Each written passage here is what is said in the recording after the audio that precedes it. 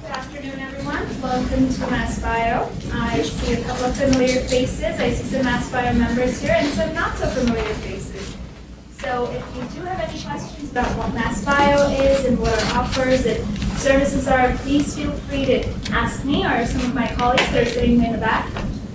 And very excited to have Trend, the Therapeutics for Rare and Neglected Diseases and NCATs, come over today for a presentation.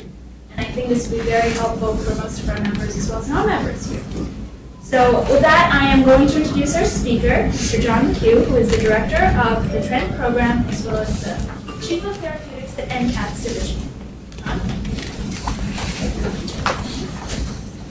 And thank you all for coming. It's a wonderful opportunity to take a little bit of time today to tell you about the Trend program, tell you about the portfolio that we've developed over the last couple of years, talk to you about how we can go out and look for additional projects to collaborate on. We're opening a solicitation on Wednesday, and then really give you a sense for the evaluation process of any applications that you might present. So first, just in a quick overview, as I said, a snapshot of Trend, how to apply evaluation criteria, and then how we run projects once we do select them. So in a nutshell, Trend is an effort to speed the development of therapeutics for rare or orphan designatable diseases or neglected tropical diseases. We also look at it really as a resource to go out and help projects that are stuck for various reasons. Sometimes they're stuck in academia for lack of funding or lack of expertise at a specific spot in the discovery or development paradigm. In other places in industry, they get stuck because it's a therapeutic area that doesn't warrant a huge amount of investment early on, and they might be more interested in getting involved later on after the project has been sufficiently de-risked. Overall, it's the Trend program is also an integral part of the Francis Collins mandate to increase translational research within the NIH, and part of that drive is what created the new institute at the NIH called the National Center for Advancing Translational Sciences, which the Trend program is in right now. So in terms of benefits for the applicant, when you do select your project to collaborate on, what you'll receive is significant in-kind research to move your project forward, collaboration with the intramural staff at Trend to a large amount of experience, mostly within industry, to advance your project, really help you define what the gaps are and the milestones needed to move your project forward. And then more broadly, within Trend, we reach out to the other institutes and centers at the NIH with specific organ expertise relevant to the projects that we bring in, and try to bring in an advisory group that is really beneficial, I think, in planning for a full development strategy. So just in a nutshell of the problem of rare and neglected diseases, as many of you know, there are thousands of diseases that affect humankind, but in a traditional pharmacoeconomic sense, there's only a small number of those that support commercial development. So diseases are neglected for two types of reasons. One is that the patient population size is very small, and so there's not a huge return on investment. So this rare disease group has been really addressed very well by the Orphan Drug Act and a lot of legislation within by Congress to give incentives for companies to go forward with. Even with that said, there are more than 6,000 of these rare diseases out there. And even with those incentives, there are a lot of them where there's no therapy being developed.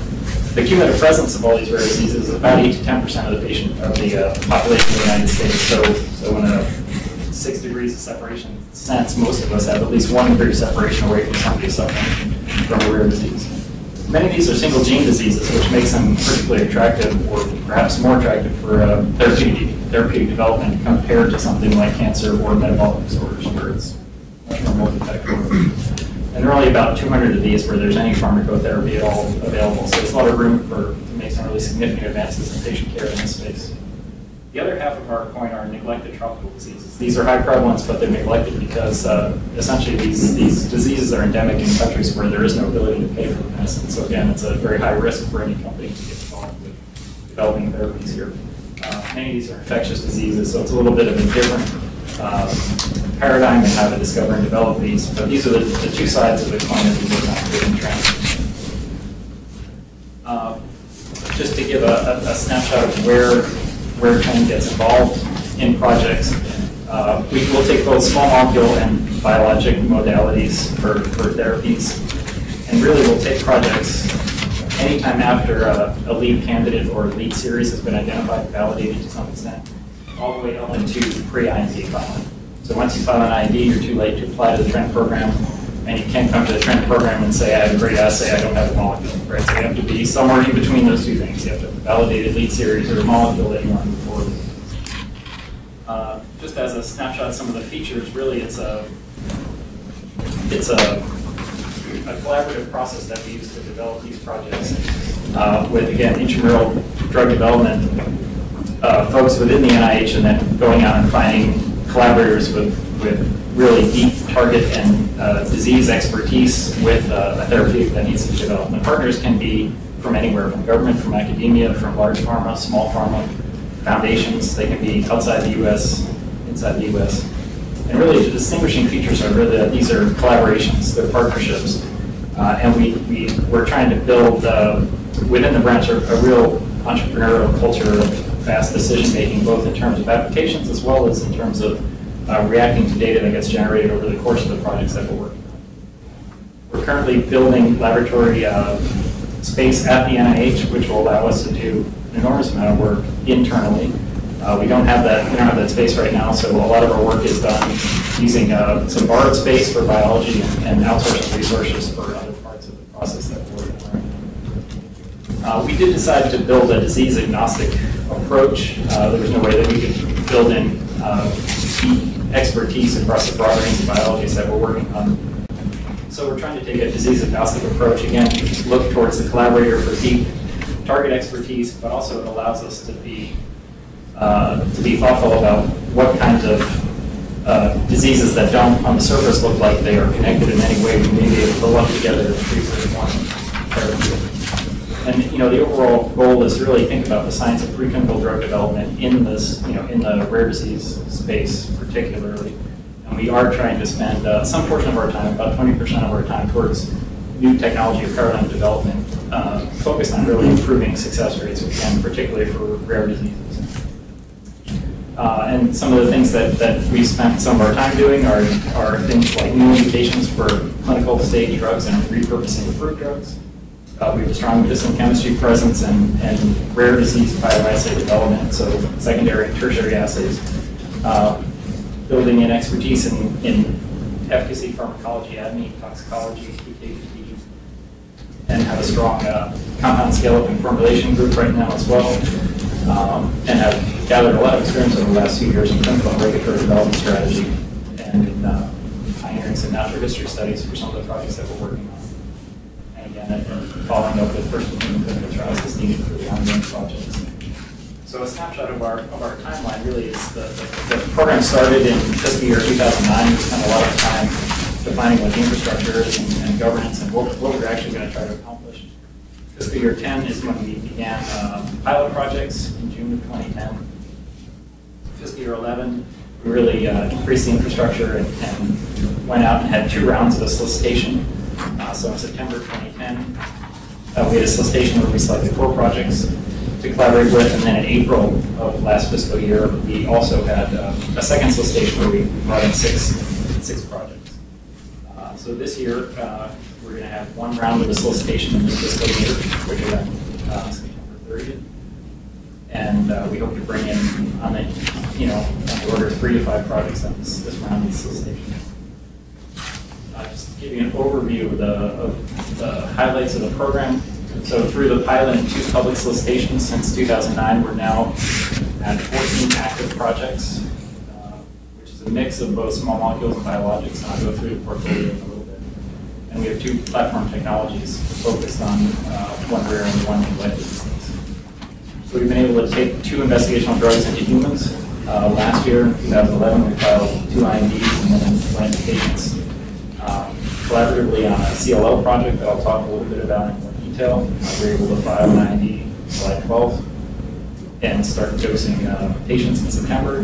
That's a repurposed drug approach. I'll talk about that in a minute. And then in sickle cell disease with Steve Seiler from SREX, one of our first pilot collaborators, we were able to, about 14 months ago from commencing that project to filing an IND, do doing a doing a healthy volunteer trial first, and then patients. We also initiated our first natural history study on another rare disease project called hereditary inclusion body myopathy, where we enrolled the first patient about a year ago, doing follow-up, preparing for a therapeutic trial. And then, the last point I think is very interesting. Each one of these projects is a unique public-private partnership between the NIH and one, if not more, collaborators. We try to include as much foundation and patient advocacy input as we can to help us drive the program in a fashion that's beneficial for everybody. So each one of these is an entity unto itself. So here's the current portfolio of 14 projects that we're working on. Just to quickly go through this, I think the key thing is the breadth of the biology that we're working on. Rare lysosomal storage diseases like Niemann-Pick C, a number of Duchenne muscular dystrophy projects, as well as the hereditary inclusion body myopathy for kind of muscle wasting, sickle cell disease, 2 different leukemia projects, core binding factor and chronic lymphocytic leukemia, a number of neurological disorders like Fragile X syndrome, and the creatine transporter defect in patients, rare bone growth disorder called fibrodysplasia ossificans progressiva. We're also working on autoimmune pulmonary alveolar proteinasis, which is essentially a repurposing of an approved biologic for a different indication, different route of administration, as well as some neglected tropical diseases like schistosomiasis and cryptococcal meningitis in immunocompromised patients. So again, some biologics, oligonucleotide approach to DMD, as well as a number of small molecules. And it's a mix of both small biotechs and academics and foundations that are working with us on these projects. So it's a pretty broad portfolio. We have a mix of both new molecular entities, repurposed approved drugs, as well as, like we said, biologics. So what I thought I'd do right now is take a quick snapshot on 2 of these projects, talk to you a little bit about what we've accomplished with them, like the collaborations that we put together, and then give you a flavor of what might happen if you had a project that got approved to collaborate with us. So the first one is the CLL project, which essentially was a screen-derived repurposing project. And we wanted to answer as quickly as we could, how can we take an approved drug and use it in a new patient population? So we built something called the Learning Collaborative. We built a 3-way collaboration with Kansas University's Institute for Advancing Medical Innovation, our group, Trend, and NCAS, and the Leukemia Lymphoma Society. Each one of these partners brings a unique strength. So Trend had the ability to do industrial scale HDS, we did repurposing screening, had the medchem bioinformatics capabilities.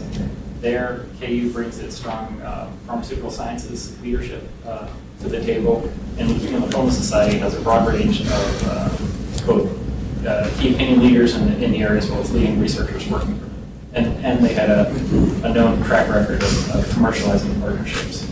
So right now we're working in 3 different sites for our clinical trial. One is at KU, one is at NIH, and one will be at Ohio State University.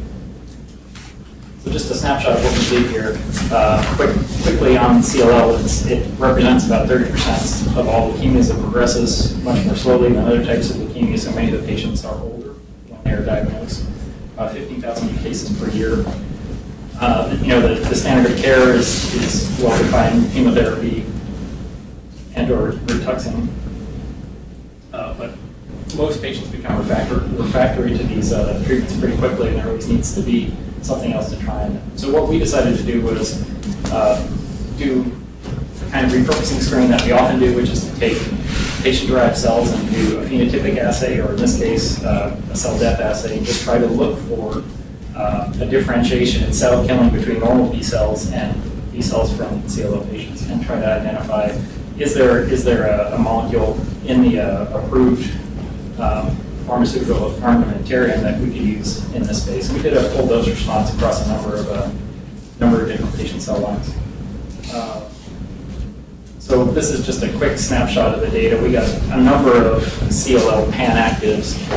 So the CLL patients, all these are red because they all kill patient cells, but obviously you don't want a cell that's going to kill normal cells, and so the CLL NB are the B cells from normal patients. And what you want to focus in on is the group of molecules down there at the bottom where it's red for CLL and it's white or pink for the normal donors, right? So those folks have, in that set of molecules, there's a differentiation between killing B cells in CLL patients and in normal donors. So we looked at a number of these, and we actually chose an approved drug called ranafin to focus in on, looking at the state of the project or the state of the data package for ranafin and what it would take to get that into the clinic and understand whether it's going to actually work. This is just a snapshot of how long it took us to do this entire project. This is starting earlier than you would in a project that we take in today in Trend, because it starts with the screen and identifying the molecule. But this was less than 2 years to go from demonstrating in vitro activity in primary CLL cells. We built this learning collaborative three-way partnership between KU, LLS, and Trend. Selected ranafin, developed some cooperative research and development agreements to govern the collaboration, and then again within 2 years of the start of the screen, really 1 year from really developing the learning collaborative, we're able to get clearance from the FDA to go into patients. So very successful. We're pretty happy with this. There's one patient who's been getting this drug since September of last year. I think we're up to probably about 10 patients that have been dosed with ranafin in 2 studies. So I'll give you another example, and this is the SREX project that we're working on. This is a little bit different. The last project was repurposing, so regulatory filings were reasonably simple because it was approved molecule with same route of administration, same dose. In this case, this development of a new targeted molecular entity for sickle cell disease, working with SREX and the National Heart, Lung, and Blood Institute Clinical Center. So this is an interesting molecule that's a natural breakdown product of glucose, and it's been found to bind selectively to hemoglobin and increase the oxygen saturation curve and therefore prevent sickling. So it's an interesting mechanism of action that's going to prevent sickling. It doesn't rely on inducing fetal hemoglobin to get around the problems with the disease. So when the project came to us, it was, I would say, the late preclinical stage. We did a gap analysis and really tried to figure out what can we add to this data package that they have. Really, it was based on preclinical toxicology, API scale-up, and lots of CMC work, as well as regulatory interactions with the FDA and filing the IND. So we built a really nice collaborative team, brought in the folks we needed to get all these pieces done, and have really advanced quite well with this. One of the key investigators is Greg Cotto at NIH, who's actually running the trial work. But just to give you a snapshot of what we had, so as I said, we did a gap analysis, and what we saw really were gaps in the toxicology package that we clearly needed to fill out. So we worked hard to do that. There was some data in the public domain that we had to get at, and also generate some new data. And the standard in vitro ADME and safety packages, GMP manufacturing formulation, and then we had to do some pretty large API scale up to get through both the toxicology as well as the clinical studies. And then regulatory, we had to write and file the complete IND, including pre-IND meetings with the FDA. So we, as I said, did all that within about 14 months of when we started working on this, and had a very successful interaction with the FDA, as well as have moved into patients right now. So the timeline is pretty quick for what we've done with this project. I think it's moved very well, and it's been a great collaboration with Steve as well. Very happy about this one. The third one that I'd like to talk about is a development of a known pathway intermediate as a therapeutic. This is in collaboration with a small New Zealand company called Cll Pharmaceuticals, and the clinical director of the National Human Genome Research Institute. So NHGRI clinician Bill Gall and his lab really discovered this molecule and sorted out the pathway. And this really, the problem with this pathway is in the generation of sialic acid within the body. And there's key enzyme that gets modified early in the process when you're epimerizing. It's a bifunctional enzyme that both epimerizes and phosphorylates to generate MAG as the MAG6-phosphate as the product of this enzyme. So this enzyme is non-functional in patients with this disease, and what happens is they're given, they've essentially got enough sialic acid to coat all their muscles from their time in utero. But when they reach their 20s and 30s, they've worn through all that sialic acid, and it becomes a progressive disorder where they lose muscle function. You can see the size of the calf muscles on this one. It affects the arms and calf muscles. the quadriceps are essentially spared. So it's a very debilitating disease. What we had is essentially replacement therapy of using MANAC in large doses to supplement or to try to bypass the problem with this pathway and generate salic acid. So it's validated in knockout mouse studies, and it was time to really look and see if this would work in patients. So again, this project came to us on full clinical hold. There were large portions of the IND that we had to work on, both the CMC and toxicology pieces, and so we spent about 1.5 years working through all those issues. In terms of our gap analysis, this is like many rare disease projects. Once this was published as a mouse study, patients started buying MANAC from China over the internet, and so there's a lot of anecdotal patient experience. You have to sort through that. We have to understand a little bit more about the disease, and so we started a natural history study. But there's a pool of information that's to some extent valuable, but you really need to do a full clinical study to understand whether this molecule is working. So we put together a package to do this. Again, a lot of both acute and chronic toxicology studies, safety in vitro anatomy, scale-up formulation issues. So what I can say as of last Friday is our complete response to the FDA clinical hold went in. So we're hoping on the next. Hopefully by September we'll be able to start thinking about ways to move forward in a therapeutic sense in the trial of this molecule.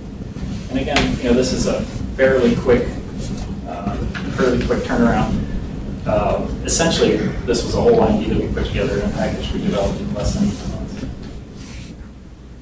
All right, and the last one is just to highlight repurposing of Biologic. So this is in collaboration with Cincinnati Children's Hospital, Bruce Ravenel, for autoimmune. So the clinical manifestations of this disease is a large accumulation of surfactants in the pulmonary alveoli, which leads to impaired gas exchange and hypoxemic respiratory failure. So essentially your current treatment is whole lung lavage. So the picture on the bottom there is what happens after you essentially anesthetize a patient, intubate them on one side, and then fill their other lung up with saline, shake them around, and then suck out the surfactant with the saline. And that's really the only treatment right now for this, which is really too bad. And now much work has been done to understand what the cause of this disease, and it appears to be driven primarily by antibodies to GM-CSF. And GM-CSF is crucial in the maturation of macrophages in the lung, which really leads to this buildup of all the surfactants. And there have been lots of studies, because as you know, GM-CSF is a commercially available drug, IV. The problem is there's much higher concentrations of antibody in the blood than there is in the lung, and so you really can't you can't overcome that antibody concentration in the plasma. But if you go down and inhale, you probably can. And so there have been studies in other countries, in Japan and Italy, where people have looked at this. But in order to do this in the United States, the FDA is required that we do an inhaled non-human toxicology study. So that's what we're working on right now to enable this project to really go forward. This is an interesting project where you're repurposing a biologic. The mechanism makes a lot of sense. You just have to make it work through the route of administration that you want to take it to patients. So I hope that gave you a snapshot of the kind of projects that we take on, the kind of collaborations that we build to solve the technical and scientific challenges that we come up with, and then an idea potentially of what might benefit a project that you would bring to us. So just to really now focus in on how to apply the trend. And the reason this is relevant is because our trend station is going to open on Wednesday and it'll close on September 30th. So we have an 8-week window for folks to apply. I do want to make clear that the trend funding mechanism is different. A standard NIH mechanism, there's a funding announcement. You apply in grants.gov. There's a Center for Scientific review process, scoring. The project's above the funding line. You get a check and you're good to go. And you might even do some of the work that was in your proposal when you check. The way that we do it is we have an online solicitation through something called Proposal Central. We've built our own review project, or our own review panel, taken from essentially a broad range of expertise, but primarily folks in the biotech, venture cap, or academic arenas who have successfully developed drugs and managed portfolios of projects. And that's our primary review panel. So we go through a kind of a multi-step review of projects, and then we select projects and we form collaborative teams with those PIs. And we collaborate really in milestone-driven way. But there's a very key difference between the two mechanisms. The top one is a funding mechanism. The bottom one is a collaboration mechanism. So we're not sending checks to PIs. What we're doing is generating data and giving you resource in kind to move the project forward. It can be very beneficial. The studies that we'll pay for can be quite expensive, but we don't send a check. Yeah. So in those types of projects, if you take like a project that primarily needs preclinical development, probably not going to find that kind of expertise at a typical university. So what are you expecting at the same time from the academic partner in terms of a collaborative effort? So I mean, it really depends what the project needs. There are some things we can do internally, but we're not going to replicate GLP toxicology facilities within the NIH. We're just going to use a CRO to do that. What we need is the collaborator to bring their expertise, their disease area expertise to the table, and anything they can contribute. If they have unique assay mechanisms, clearly they have to share them or run the assays to support the studies. It depends a little bit on what the specific studies are. But what we're asking for is really a joint collaborative project team where everybody is collaborating. And we do understand that academics have challenges, and sometimes it's hard for them even to run a set of samples. And right, without having funding to do that, they can be challenging. But we can work out ways to make that happen. I think the big problem space is what everybody knows to be the valley of death. So take a typical medical school, they can get to a molecule perhaps, and they could do the clinical trial if they had, clinical trial material, and they can't get through the IND requirements. Yeah, and that's something that we do every day. Yeah. Either both generating data internally as well as using your contract network. Yeah. And then so when I say we won't get money out, we'll go out and we'll engage a contractor, define the toxicology protocol, do the toxicology protocol, review all the data, and pay for it, and hand the data off. So since you mentioned that the contract, so would all of the data be shared with the collaborator, with the academic partner? Yeah, I mean the academic partner is the PI, right? So we're working with them. We're not generating extra data, not sharing. This is the collaborative process. All right. So just I want to give you some specifics. If you go to the trend.nih.gov URL listed here, you will eventually get to our new website, which has a URL significantly longer than the original one we had. So this is a great way to remember how to get to our current website, which is unrememberable. But this is the page that opens up, and then within this there are specific instructions on how to apply to Trend. And again, the keynotes here are that from August 1st to September 30th, the solicitation cycle will be open, and then you can click through all of these overview of applications, instructions, intellectual property. All the information will be there. Again, just a reminder as to what's in scope. Basically pre-IND to early lead optimization.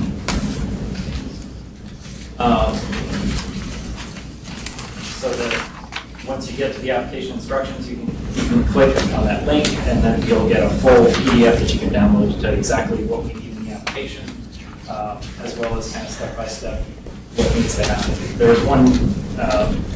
There's some key concepts that you have to think about, really the background, therapeutic hypothesis, current state of the project, your proposed development strategy, justification for why you need funding from the government to do this, and then timelines and milestones. And then in the appendices section, so this is really the whole application that we're going to expect from you. I want to make sure that everybody understands this is a 5-page template. So this is a 5-page application that you're putting forward. This is really a concept application, and as we go further down the review process, we narrow down the number of projects that we talk about, and we will certainly ask for additional information to help us make decisions as we go forward. We want to keep the bar reasonably low for applications so we get as many people trying it out as possible. We don't want to waste everybody's time writing 25-page applications. So we're happy to take a 5-page application, but you have to put your best foot forward in 5 pages or you won't get any further. Okay. In the appendices, we have a couple of things that we include. There's some compound data tables. I'll show you an example of that for small molecules. there are references that you can upload. There's a public abstract in case you get selected for collaboration. If you want to have an abstract, we can put on our website. There's IP information on your side, and then a key investigator's biosketch. And so the IP information really is important because it allows you to present to the trend team what your background IP is, and whether you have any or what you have coming into the process. So there's some specific requirements of what we'd like you to add there, but I think it's all there to really define what you're bringing into the collaboration as intellectual property. This is a snapshot of the Proposal Central website. If you go to it from our website, the filter list by grant maker will automatically go to Therapeutics for Rare and Neglected Diseases. If you just go to the Proposal Central website, you'll have to go through that filter by grant maker to define NIH Therapeutics for Rare and Neglected Diseases. And then at this point, you're just uploading PDFs from the application instructions that you can download from our website. Question. Yeah. You mentioned intellectual property, so it's entirely possible that somebody could be relying upon the orphan drug exclusivity of 7 years and actually not have any IP. Absolutely. So that wouldn't preclude you if you didn't. You just want to know what it is. Correct. Okay. Yeah. And you know, if you're using somebody else's molecule, it's nice to know that they know you're using the molecule too, right? So that's the other side of the coin. So we're not requiring IP. And I have a whole section on IP a little bit later when we talk about the agreements and how we cover the agreements, because sometimes the projects can be creative and generating IP, and other times will not, and how you handle those is very different. It's on a case-by-case basis. So that's really the piece on how to physically get the application in. The second part is how are we going to evaluate your application, what criteria are we going to use. It's really important to understand how we're going to weight things. So this is really the program evaluation, the key criteria by weighting. So from what I told you, I think you can understand that we're going to look at a lot of projects. Some are going to be much earlier than others. Some are going to be later. What we want to do is we want to evaluate your data package, the current state of your data package based on where you are, right? What we want to do is invest in good scientific opportunities, and if there's a fantastic opportunity that's early in the pipeline, where there are definitely going to be unanswered questions, we don't want to miss out on that because it's an early opportunity. We're comparing it against a mediocre opportunity that has a lot of data. Right? So, so these really are the strengths, but you're going to be evaluated. Your project will be evaluated by where it is on the continuum. So targeted therapeutic validation is the key part to this. So about 30% of your score will be based on that. The strength of the current data package to support where you are is also another key part. It's about 30%. Feasibility to reach first in human is also a key part. So that really means understanding what it will take to get this into patients, understanding whether there are natural history studies out there, understanding where the registry is, what the advocacy community is in a specific disease. And then medical impact relative to current standard of care. We'd like to invest in projects that are really going to be transformative for patients where there isn't an existing standard of care, but we understand that there are many rare diseases where you're just kind of treating around the edges, and a good targeted therapeutic could really be transformational. But we want that laid out in the application. And then likelihood of external adoption really is a 10% PCR score. And it's focused primarily on making sure that you understand, in essence, that the trend program is only going to be involved in so long. Right? We're not going to take these projects all the way to registration filing. We're going to develop a de-risk data package for you and help you go out and try to find somebody to finish the development of your molecule. So in order to do that, we want you to be thinking about who else might be out there to take this on, who's interested in this space. Okay, so that's. Would you go as far as a phase 2A, let's say, or? Yeah. Okay. Yeah, because the investment line has shifted dramatically to the right in the last 5 years. So just some of the key things when we talk about strength of the data package. Medicinal chemistry, ADME, PKPD, if there is any toxicology, in vivo models, secondary and tertiary assays, any formulation work that you've done, certainly for biologics, what's the expression and purification levels, where do you stand today? So we really do a gap analysis and things like that. Yeah. How do you define lead? So, I mean, for a small molecule, essentially it's after you have, you've done some kind of hit finding exercise. Let's say you do a high throughput screen. You found a number of clusters of small molecules that you're interested in. You've done some SAR, around one of them, maybe you've done some biophysical characterization to say that these small molecules actually interact with the protein. That's how I would define chemical validated. For biologics, it's a little bit different depending on whether it's enzyme replacement therapy or so again, the strength of your data package or what's in your data package is going to vary a lot based on where your molecule is when it's coming in. But, and this complete list would be something that was pretty late stage. So we don't expect this from every one of you, but from every project that comes in. But certainly these are the kinds of things we look for in a late stage project. And again, to kind of reiterate on feasibility to first in human, really understanding whether your animal models establish efficacy and how well that translates into human is really useful. And it'd be really nice if there was some thought about the clinical translation pathway, and then certainly what are potential endpoints if your project is far enough along that you can comment on those. Patient populations of well-defined registries are best. If there are biobanks available, they're certainly fantastic. Natural history studies complete is always a great it's a great tool to allow you to plan your clinical development. Again, I don't think we've seen a single project that's come in with all of these, and we've certainly worked to develop natural history studies to support our ongoing projects. But I think these are the things that it's great for you to address in your application, so at least we know what we're up against. So if there are no patient registries, there is no advocacy group, it's important for us to know that because it gives us a sense of what we're taking on when we collaborate. And so, particularly for the small molecules, we have a number of tables in the back that allow you to collate all of your data in one place. The first couple of rounds of the solicitation, the first round, we didn't have tables, and people scattered really the same data all through the application. It's very hard for our reviewers to put it together. So these tables at the back just allow you to put it all in one place and allow the reviewers to look at them all in kind of a snapshot. And again, you enter the data that you have. We're not expecting that you have every piece of data that are in these tables, but if it's there, we appreciate seeing it in that order. All right, and then I thought I'd give a quick snapshot really on how we go about doing project selection and then the agreements that we use to run the project. So the proposals come in from the outside. They go through an intramural. They go through a review of our external review panel. We go through an online review and a face-to-face review. That's really the 5-page application that we're going through in great detail. Then we kind of pare down what we're working on based on all of that review process, and we come up with a handful of projects that have fared the best through review, and we work on developing a CDA with each one of the PIs, and we provide them a list of due diligence questions. So a fairly extensive list of due diligence questions to answer and really help us to continue to evaluate the project. We then also invite those folks in towards later on in the process to give about a 2.5 to 3 hour face-to-face meeting with us where they present the project and can address in person some of the questions that we came up with in terms of due diligence.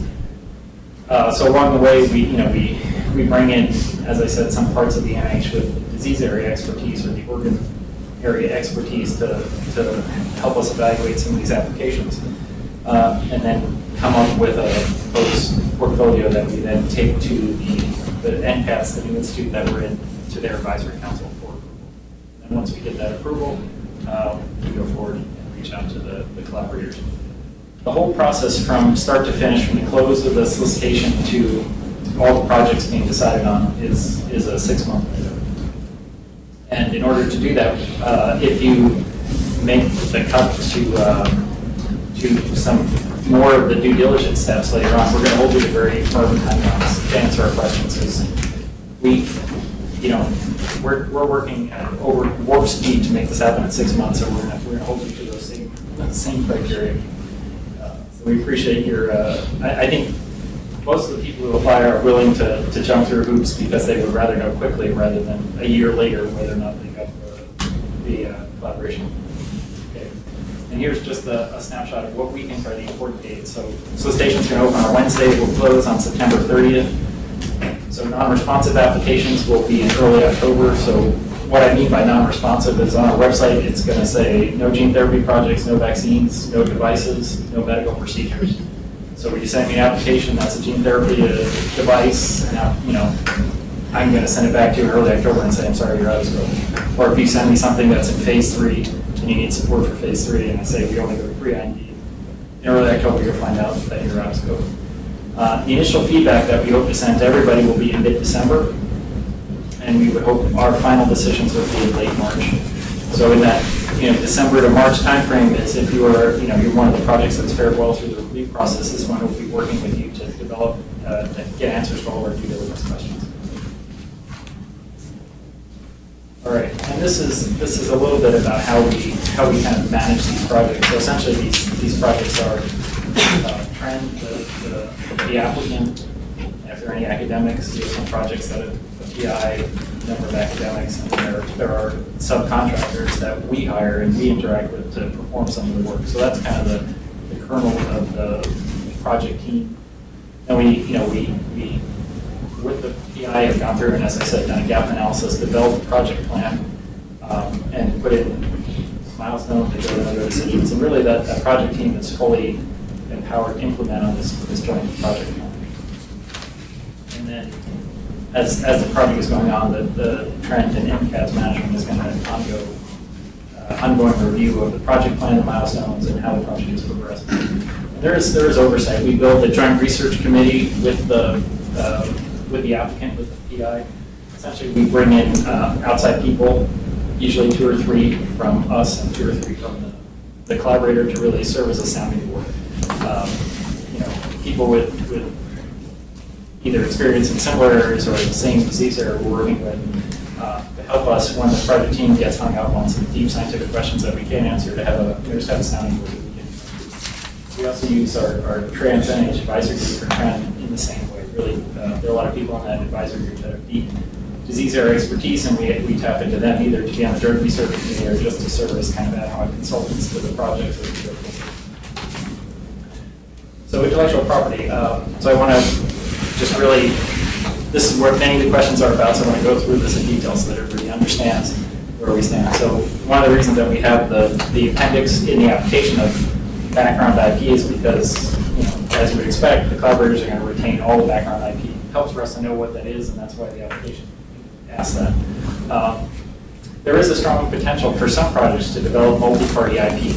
Really, if a project comes in early and we're doing medicinal chemistry on that project, it makes a lot of sense that there's going to be multi-party IP. So that really is a possibility. There are other projects that come to us later on in the development cycle where there's composition of matter or, in some cases, expired IP, and you're going to use the exclusivity argument to make this a commercial reality. In those cases, there's a much smaller chance for IP to be generated. But in a project where we're getting involved early and we're doing a lot of modifications to the key template that came to us, there's definitely that possibility. And at that point, inventorship of new IP is really determined by U.S. patent law, not by anybody.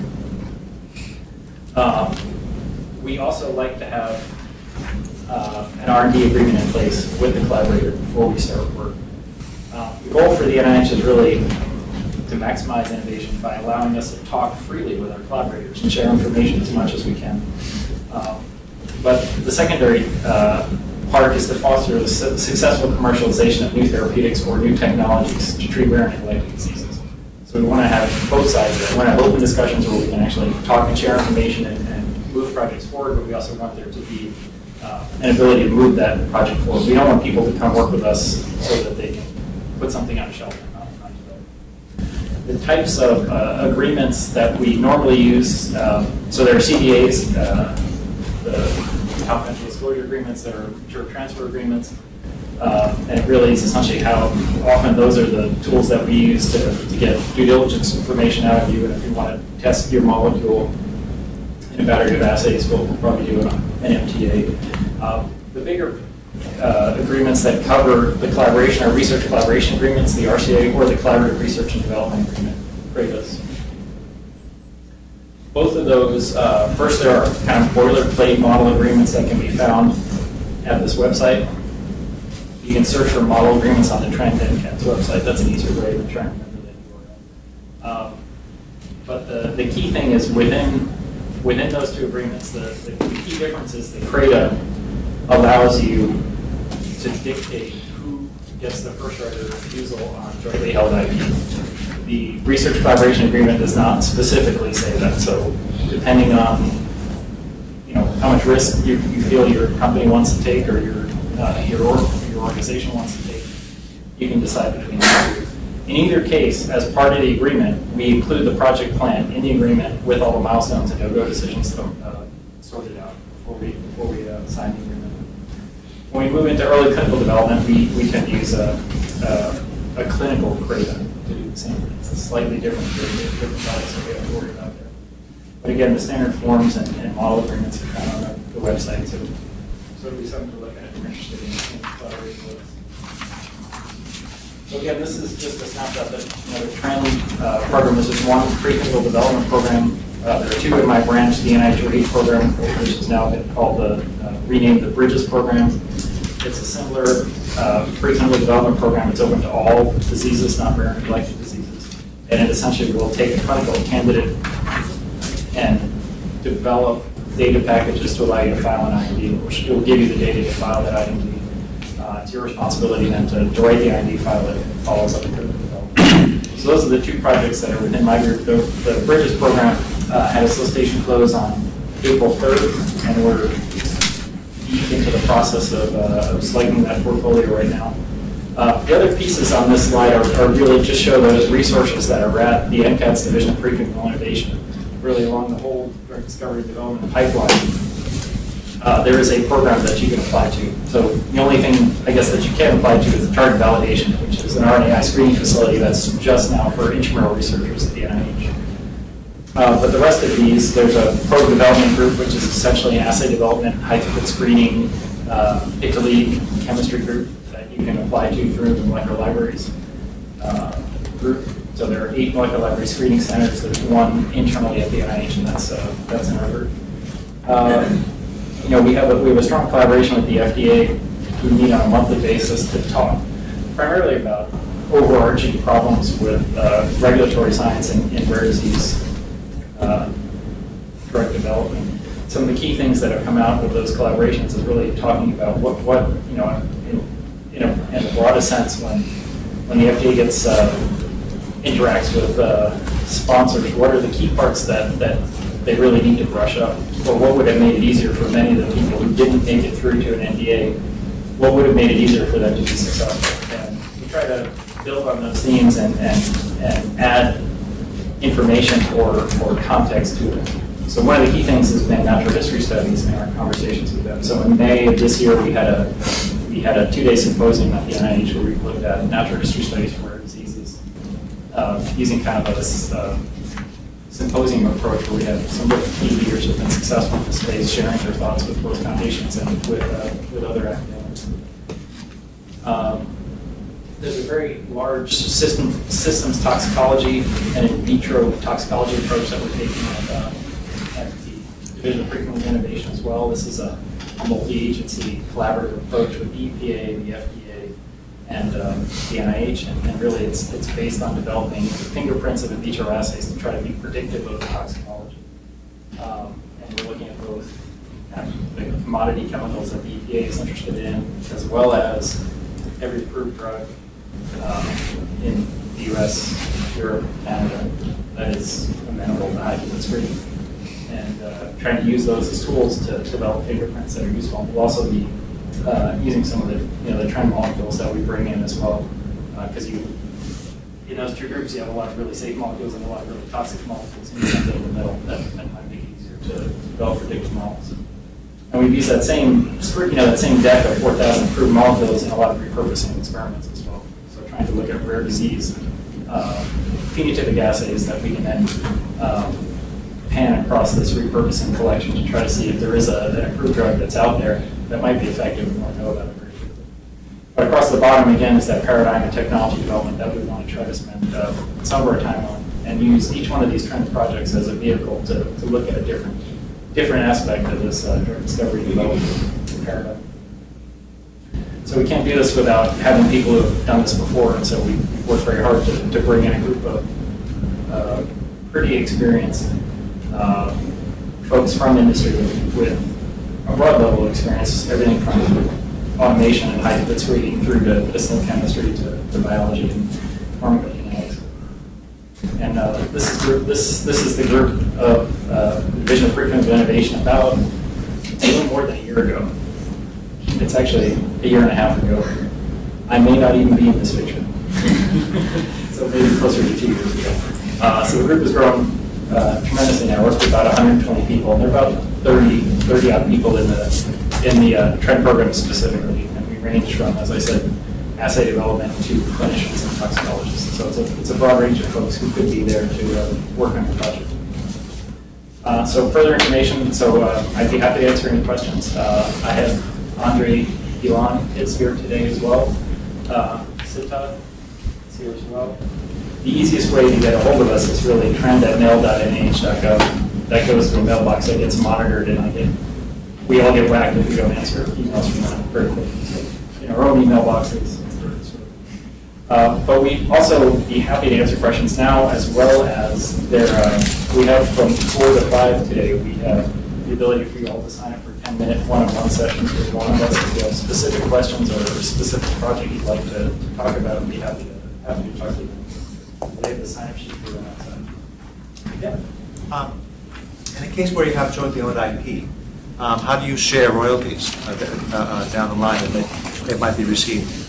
Yeah, so the NIH's role is not to develop a revenue stream and have NCATs be self-supporting.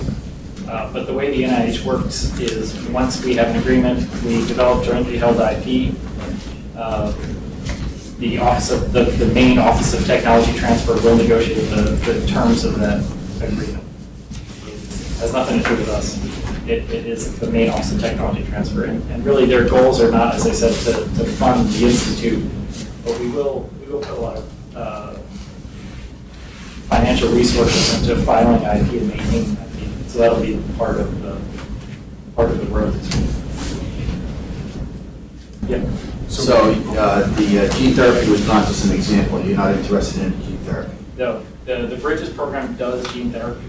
But at the time that we set these programs up, I didn't have both projects. I didn't have both programs in my branch, and I didn't have contract resources that would allow me to do gene therapy. How do you define gene therapy? Because the FDA sometimes includes cell therapy and RNAi in gene therapy. Do you include that as well? Yeah, so we haven't taken on any RNAi therapy as well. We have looked at cell therapy. Yeah. I want to ask you a question about the budget. Since you don't send money, as you put it, you don't write checks, what is does the application have a large budget section? Does one have to determine how much it would cost to do development or tox studies and so forth? No, or is that all? Don't worry about that. So in other words, you can really kind of focus in on the scientific part of what you're doing. Yeah, because most of the people who have sent in budgets are off by orders of magnitude. So we'd rather just make our own assessment of what it may cost. So spend your time building up the scientific validity of your project and the target. So that sort of answers the question, but with 2 months left, essentially until the close of applications, you would recommend strengthening the 30%? Yeah, 60% on target validation and the strength of your current data package. Yeah. So there is no requirement in there for a budget at all. We want you to think about what your development pathway is. Again, many of the applications that we get in are missing key parts of the development strategy, but we want people to at least think about it, think about timelines, and think about the steps that need to happen between where they are now and what it would take to get to IND filing.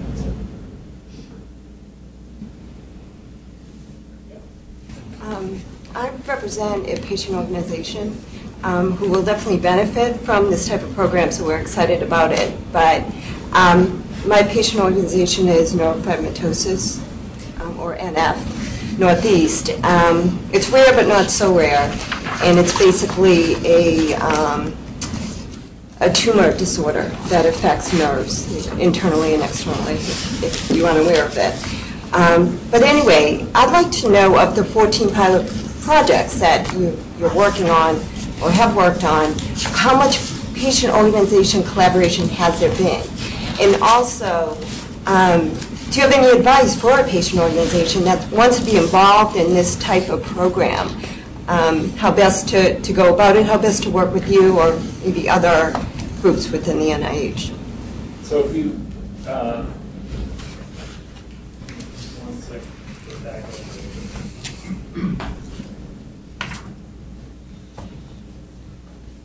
So just to get to the first portfolio slide, doesn't seem to. The slide must have too much data on it to be one slide. We'll get there. So out of the 14 projects that we have, I'd say we have very active advocacy support in at least half of them. So some of these projects actually started with foundations coming to us to do repurposing screens. So that's what happened with the first project, the Cll Project. And we've had a very strong collaboration with the advocacy organization there. For the CLL project, one of our key collaborators is the Leukemia Lymphoma Society, which is a very well-funded patient advocacy and research organization. And I think we're very cognizant of the power of engaging advocacy organizations early on. It's why Vertex was so successful in working with the Therapeutics Foundation to develop an IVCAP program, because they had a strong basis. They had great knowledge of the disease from biosamples. It's a very nice collaboration. So we do try to include representation in our projects or viewpoints from the patient advocacy community. In order for you to get involved, essentially you probably have some kind of scientific advisory board, or you run a grant program where you support research. Really, the best way to do it is to work with them, find a researcher who has either a therapeutic option, or perhaps we don't have an official solicitation for repurposing screens, but we run repurposing screens for foundations. We've done it for a number of foundations, and so we're, with the right assay, or the availability of the right reagents, we can run a repurposing screen. And then what we'd like to do is then give you an opportunity, if something comes out of that screen, to apply to the trend program in the next solicitation. So we can talk about that if you want to sign up for a 10-minute talk after that. What if you're with an organization that's sort of looking for collaborations with these groups? Do the organizations have any say once we get involved with you guys? I mean, sort of bringing them along, or is it? I mean, how much play is there? I mean, if it's a nonprofit and. So I guess I don't understand the beginning. You are an advocacy group, or you're an organization that has a therapeutic? We're an organization that has a therapeutic, and so we're looking to work with these advocacy groups already. I mean, we'd be happy to. I mean, if you applied and you were selected, we'd be happy to work with you to bring in the right groups that. Great. Any other questions? I was just curious about the IP. So the NIH is actually an assignee in some of these cases for. What normally happens is once you have a CRADA, the CRADA says that all IP will be, the first right of refusal will be given to whoever's named in the CRADA. As we file IP, that collaborator is given the opportunity to license that. So we're almost never an assignee, because hopefully we've developed a way to license it as we're generating it. Does your website have a little more texture to the definition of the rare and neglected diseases? Because as you well know, just about even a major disease can be orphanized by picking the right sliced subset. So what we tend to do is work with the OPD, the Office of Orphan Products Division at the FDA, and we ask them, what do you think? Is this salami slicing, or is this a rare disease?